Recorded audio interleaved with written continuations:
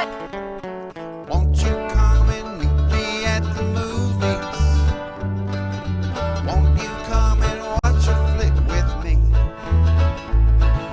Famous scenes with drama queens and heroes acting out there on a silver screen. Come grab a seat, the popcorn is on me.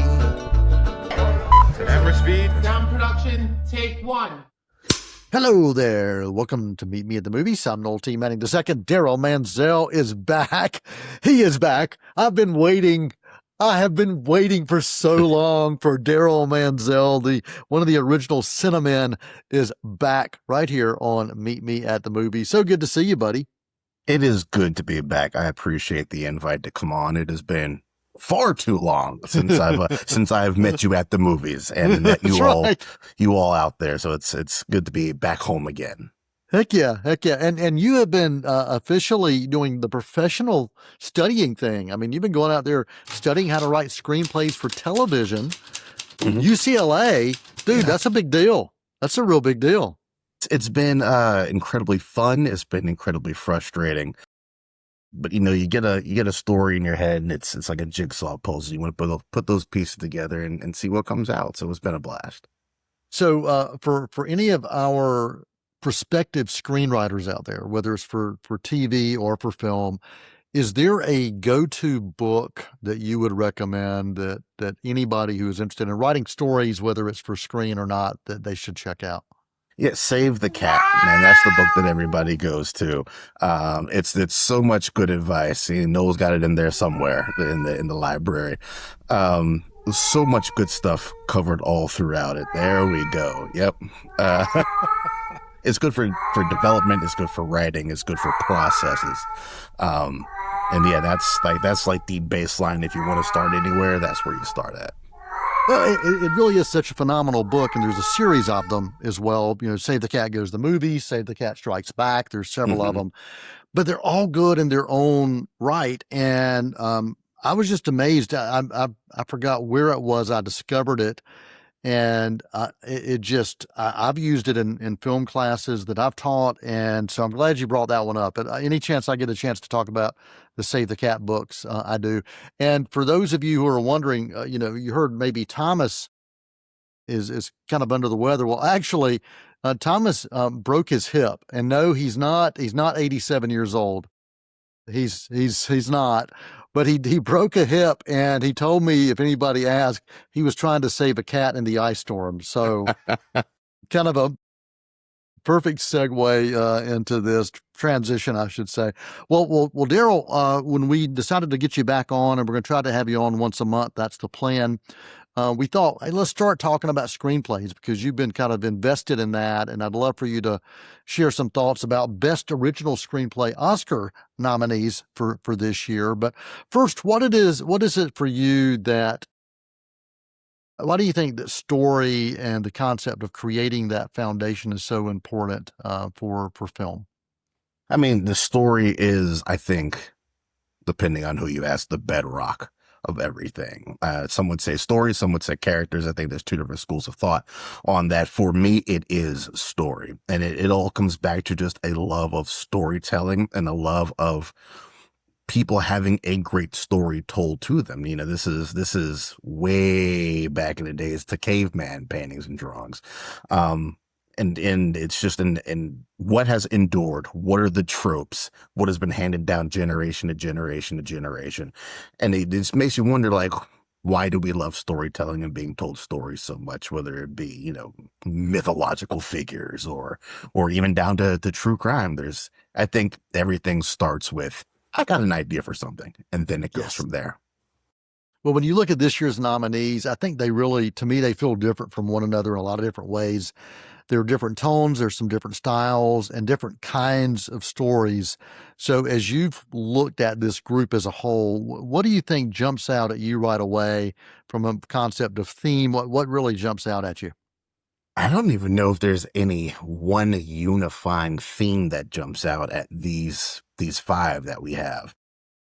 What does strike me, well, not strike me as odd, but it's just strong strongly written scripts is what it all comes down to. One of them I haven't seen yet. I haven't seen Blue Moon, but just reading the screenplay, I was like, oh, this is good. I can just tell this is good already. And I had to stop myself about 10, 15 pages in. Like, I don't want to spoil myself for the actual movie.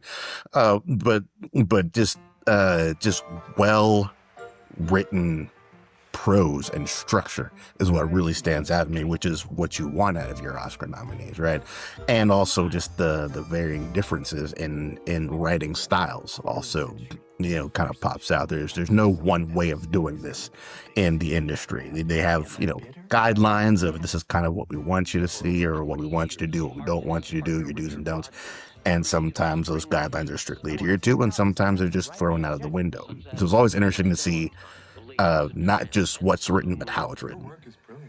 I'm glad you mentioned Blue Moon. To me, that's one of those that it's not really a loud or flashy film from a story standpoint, too. It just kind of sneaks up on you. So as you think about Blue Moon, what do you think it is about this story that works for you and maybe for those that decided to nominate this? Character work. What it comes down to, I think, and I'm looking at the nominees here, and pretty much all of these, it comes down to the character work. And like you said, it's not strong, it's not flashy. And those stories that aren't strong or flashy, what's your backbone? How well are you developing your characters? What kind of situations are they in? It's a business. If you've developed your character strong enough, what are you using in those tools to get them out of the situations that you've put them in? And that's one of those ones that's carried on, I think, strong character work and then good acting, and that's what's going to get you there. Not like a Sinners, which has a more of a flashy element. I think there's a little bit of flash to Marty Supreme as well. But in the case of Blue Moon, and I would say Sentimental Value, character work is strong. And then It Was Just an Accident is its own beast altogether. Yeah. Some of these movies move really fast. I mean, Marty Supreme is just once you put it into first gear, you keep going up to like gear 22, if there is a gear 22. But there are others that really do find a way to slow it down just a little bit. I mean, I think about It Was Just an Accident. It's one of those that it honestly is shifting gears with what it's doing, and it's taking you in these different directions. And then it doesn't pause, but it kind of gives you a chance to breathe and think about what's next. When you think about those kind of transitions, movies moving fast, some of them slowing down, what approach to storytelling pulled you in the most this year, and why? I think what you were just talking about would be that approach, especially with It Was Just an Accident, and giving that time to breathe, right? And not just time to breathe in the specific case of It Was Just an Accident. It also, while giving you time to breathe, it gives you time to think of, what would I do if I were in this circumstance? Because it's of all these, they're in their own weird sets of circumstances. This one, probably one of the more harrowing circumstances they're in. And it really just makes you sit down and think, man, how would I handle this situation? Would I take it as far as these characters have taken it? Would I ever have done anything with the information that I had? Would I have gone further? And yeah, those are the kind of things that draw me in, especially to that screenplay in particular, because from the moment we kind of figure out what's going on, that's just constantly in my head of, would I do that? Is that too far? Is that not far enough? Yeah, there's this moral tension that is just there throughout, and it seems like at every turn you find yourself asking yourself that question. The story itself, I think, kind of starts small, but it just kind of keeps expanding and expanding and expanding, and there are these ripples that it's like throwing this huge boulder into a water, that the ripples just kind of keep going, and they keep impacting others around. What is it about this movie in particular, this screenplay in particular, It Was Just an Accident, that stays with you long after the movie's over? It's a little bit different when you look at the rest of the screenplays, I noticed. This is we had two foreign language in here with this. It was just an accident and Sentimental Value. Going back and looking at like Marty Supreme and Sinners, it's more of a quote unquote standard style written script. There's a lot of white space. It's easy on the eyes. It kind of flows well. And that's just not the case with It Was Just an Accident. It is giant chunks of blocky text and paragraphs. Most people, when they have a conversation, it's, 2 lines here, 3 lines there, unless they're explaining something. It was just an accident, just paragraphs of people talking. And that really struck me as odd. I haven't quite seen anything like that in the other screenplays that I read this year of just wall to wall text all throughout. It's hard on the eyes, but once you kind of get into a rhythm of it, it's a really interesting read. Did you find that more powerful, or did you find it kind of unsettling, or a little of both? A little of both. I think more powerful, especially in the dialogue. And, it's giant blocks of text because it's characters trying to justify to each other the actions that they are taking or they want to taking. So it makes for an incredibly interesting read. It's one of the more interesting screenplays I've read in a while. Yeah, I think anytime that we can look at stories that can challenge us to think, and as you said earlier, to question yourself, what would I do in that situation? How would I handle it differently? That's one of the things that I've always loved about, especially dark comedies. A lot of times, those dark comedies really can pull you in, and satire. They really do find a way to get you to think outside of yourself. And if you're looking for a film just to kind of sit back and ride, this is not the film for you. It Was Just an Accident is one that you have to invest yourself in it. You really do. But if you take the chance, I think you'll come out on the other going, man, I haven't seen anything like that in a while. For me, I felt this was almost a perfect screenplay. And of course, others feel that way as well when you're getting an Oscar nomination and got a lot of love throughout the season. Yeah. Yeah. You say perfect screenplay and it starts me wondering like, oh, what other movies would I put in the category? But this one all the way down to that final second of the movie. And you're like, oh, maybe the best decisions were or weren't made depending on, who you are. But, when I opened up that screenplay, I immediately went to the very end just to see how that last scene was written out. Wow. And it's incredibly well done. And from just a filmmaking standpoint too, it was executed well. So, I mean, the script, you can have a great script, but sometimes it doesn't, you're not able to deliver it for whatever reason. And there are multitudes of reasons why a great script sometimes doesn't fulfill you once it's on film. Director, casting, production design, sound design. I mean, all those things play into it. But for this one, I did feel like this movie clicked in all of those. When this movie opens up, there's a lot of just kind of brilliant colors that you see, but as the movie progresses and the darker it gets from a storyline standpoint, visually, you start seeing that with the colors that are showing up. So color theory plays a big role in this film as well. For anybody that follows color theory, especially as it relates to film, the colors mean something in this movie. Yeah. And I was really appreciated hearing and seeing that. We're going to take a quick intermission. Anything else you want to make sure you share about It Was Just an Accident before we do? Watch it if you haven't. All right. We are joined right here by Darryl Mansel on Meet Me at the Movies. We are talking about the original screenplay nominees for the Academy Awards. I think it's the 98th annual Academy Awards, which is pretty phenomenal. And screenplays, love them. Got to start with them. Save the Cat. Go check it out. We're going to come back after this quick intermission right here on Meet Me at the Movies. Won't you come and meet me at the movies? Won't you come and watch a flick?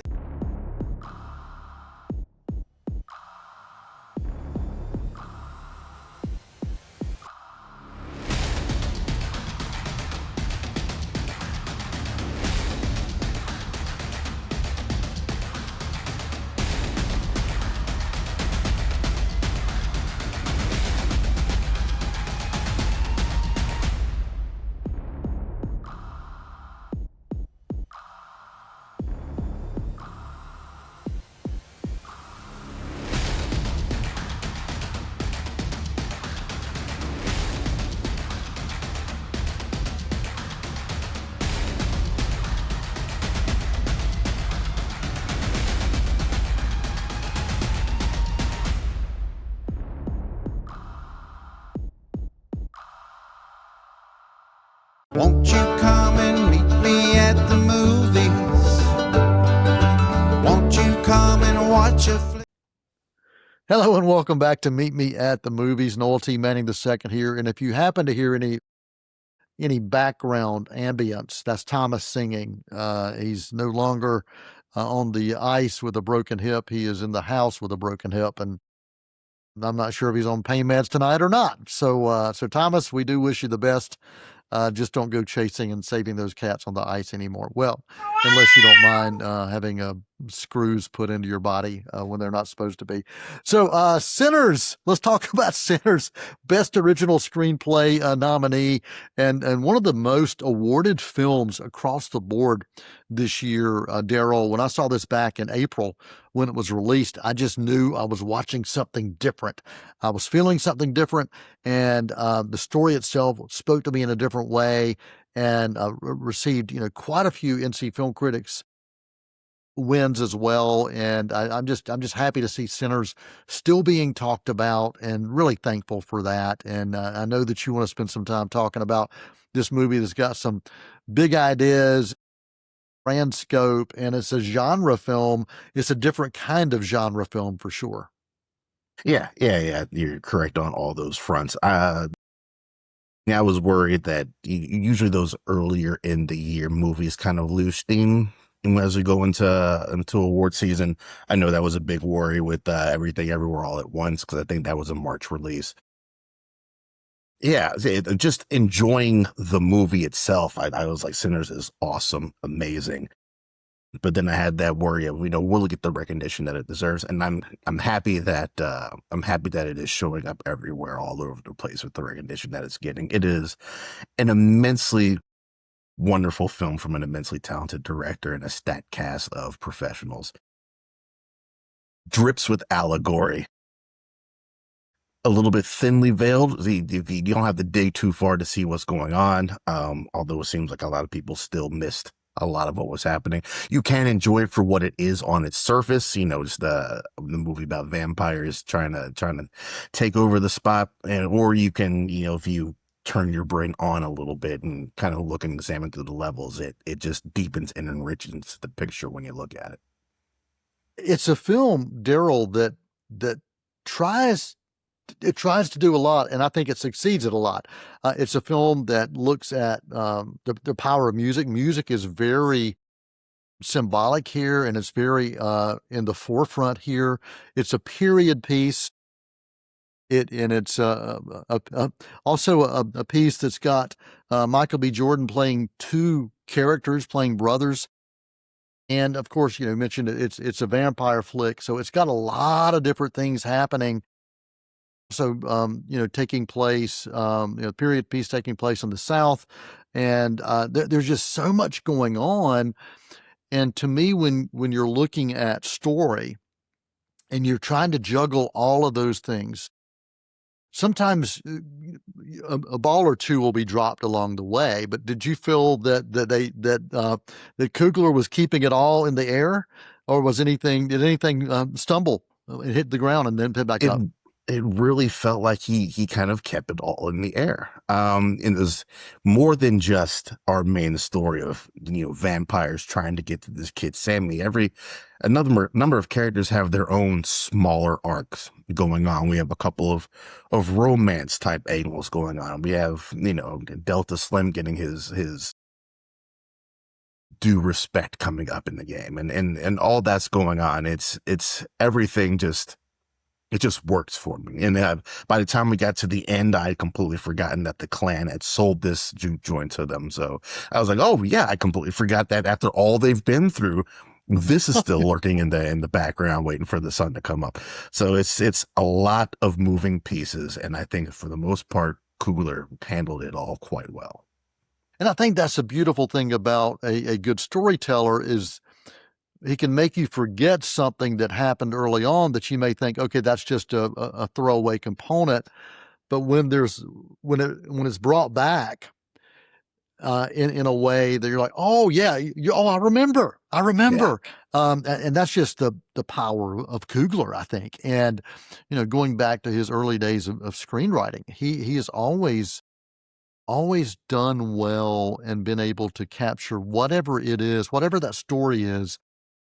He's been able to forward it and make it kind of his own. I mean, I think about what he did with the Rocky Balboa story and spinning it off and taking Creed kind of into his own and making that his.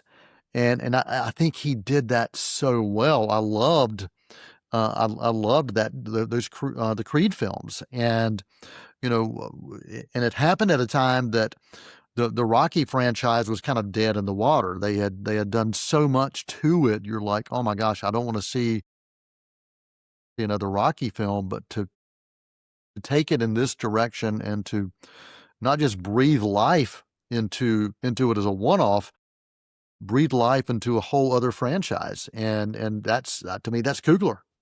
Yeah, that's Coogler. And I think we as film goers are extremely lucky that this sensation was found as young as he is, which means we're going to get a good, hopeful, long-lived life of wonderful Coogler movies to come. And I can't wait to see what he comes up with next.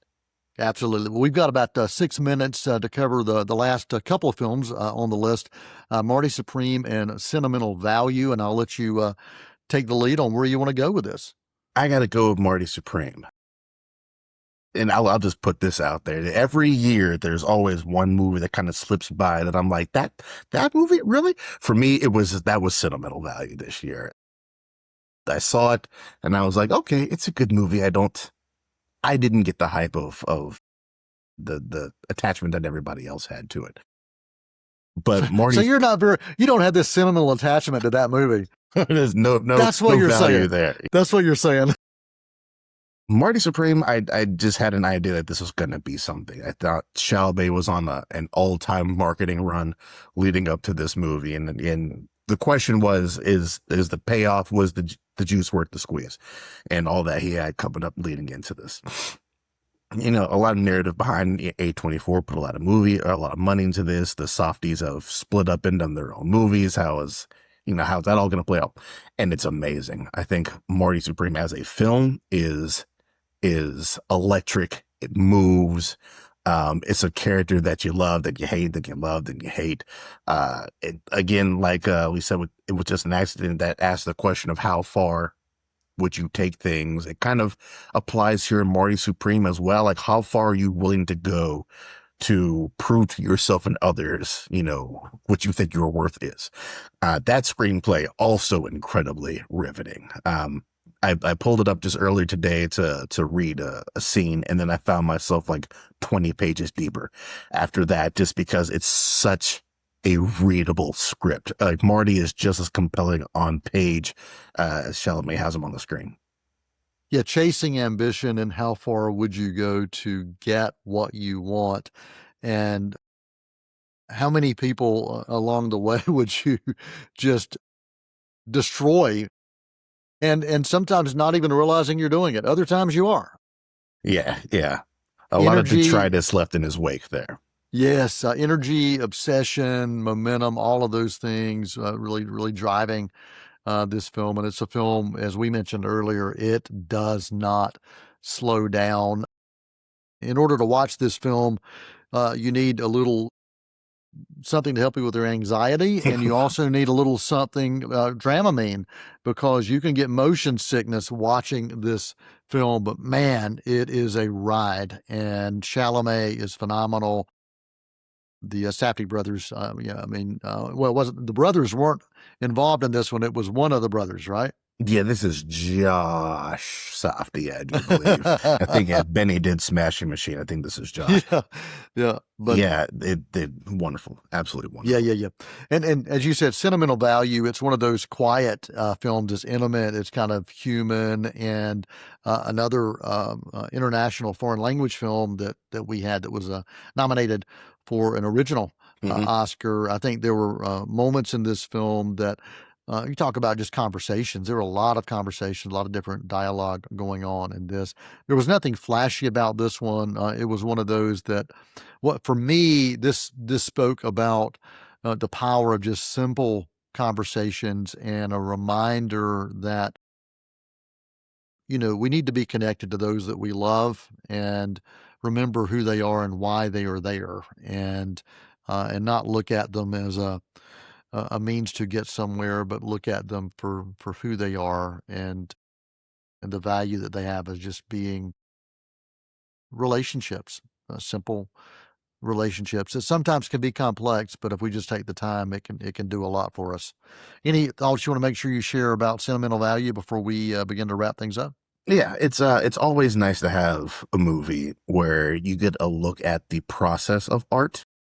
And I think that's a big part of how much looking at someone in a public way versus looking at someone in a private way. Like Stellan Skarsgård from the public side of things is this well-loved person, but when we see Stellan Skarsgård from his private side, his family side, they're not as high on what he's selling than what the public is. And it's always interesting to see a bit of a duality like that. But I always love a movie where you get a little bit of behind the scenes, whether it's the writing of a play or a movie, or in this case, both.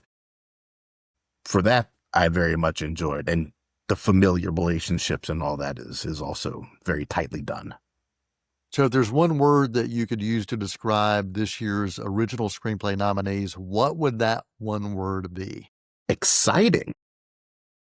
Yeah, I go into this and I have no idea who's going to win here. Yeah. All right, so after the award season fades, after all is said and done, the Oscars are handed out, no matter who wins or loses. Which of these stories do you think people are still going to be talking about and recommending down the road? It's going to be Sinners. I think it's going to be Sinners that people are still going to be talking about for a while. Yeah. I'm with you. So any final thoughts or comments you want to make sure you share before we wrap, talking about the Best Original Screenplay nominees for the 98th Annual Academy Awards? If this is your bag, get a hold of these scripts. I'm pretty sure that all 5 of these nominees are available online. Read through them. If your interest goes that far, read through them. Look at how differently each one of these is written at. Look at the strengths that all these scripts lean on, and you will find that these stories are just as entertaining on the page as you saw them on a screen. Always love this category. It reminds me that before the cameras roll, before the performances, it begins with story. And Darryl, really appreciate you taking the time to dig into this part of the power of story and what it means for the foundation of what it is we get to experience on the big screen. Darryl Mansel, any places that people can go to check your work out that you want to recommend? Yeah, I am just getting the Substack up and running, so my reviews will be over there. Much as it was beforehand, you can just search Substack for Paprika, Poprika, and you will find it there. We're about to get the ball really ramped up here as we go into Oscar season, so lots of stuff coming out soon. And we hope to continue to have Darryl coming back with us here on Meet Me at the Movies if he will choose to do that. We would love to continue to have him back, and we'll go and give you a tease. I think he has agreed to at least one more of these, and so we'll be talking about adapted screenplays for the Oscars the next time we get together. So go ahead and mark your calendars for that, and you can just mark it like sometime in the next month. I don't know when, sometime in the next month. Darryl, thanks, buddy. Appreciate you. And for everybody who takes time to be with us, we appreciate you as well. And until next time, from the C19 TV studios, satellite studios, Noel T. Manning II here for this week's Meet Me at the Movies. That is a wrap. Cool.